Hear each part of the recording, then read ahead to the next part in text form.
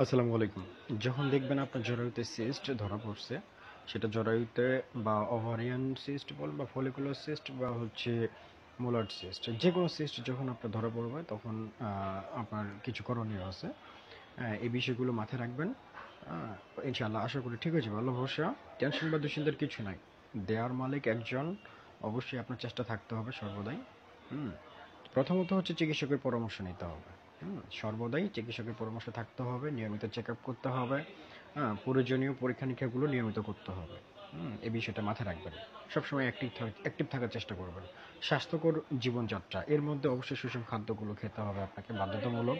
চেষ্টা করবেন ভেজাল মুক্ত যে খাবারগুলো, এই খাবারগুলো সবসময় গ্রহণ করার চেষ্টা করবেন।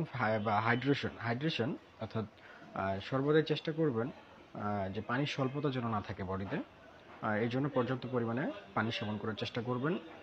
শরীরচর্চা, শরীরচর্চার মধ্যে অবশ্যই আপনাকে দৈনিক আধা ঘন্টা থেকে 1 ঘন্টা আপনাকে ব্যায়াম করতে হবে। কিছু কিছু ব্যায়াম আছে যেগুলো আপনার জরায়ু বা রিপ্রোডাক্টিভ অর্গানগুলোকে ভালো রাখার জন্য, জন্ম নিয়ন্ত্রক যে অর্গানগুলো, এগুলো ভালো রাখার জন্য ভীষণ কার্যকরী। এবং মানসিক যত্ন নিতে হবে।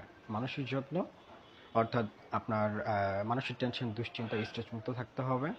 পর্যাপ্ত ঘুম দিতে হবে। সেটা যেন অবশ্যই টাইম টু টাইম হয়। টাইম বলতে আপনার সঠিক সময় যেটা আপনার মূলত রাত 10টা থেকে ভোর 6টা পর্যন্ত বা 5টা পর্যন্ত, এই সময়টা যেন আপনি ঘুম পাড়তে পারেন। কারণ আপনাকে ভাবতে হবে যে প্রতিটা বডিতে ন্যাচারালি কিছু হরমোন নিঃসৃত হয়, যেটা শুধু রাত 10টা থেকে ভোর ভোর 2টা পর্যন্ত, রাত 2টা পর্যন্ত একটা হরমোন নিঃসৃত হয়, যেটা আপনাদের বডির জন্য খুব বেশি প্রয়োজন।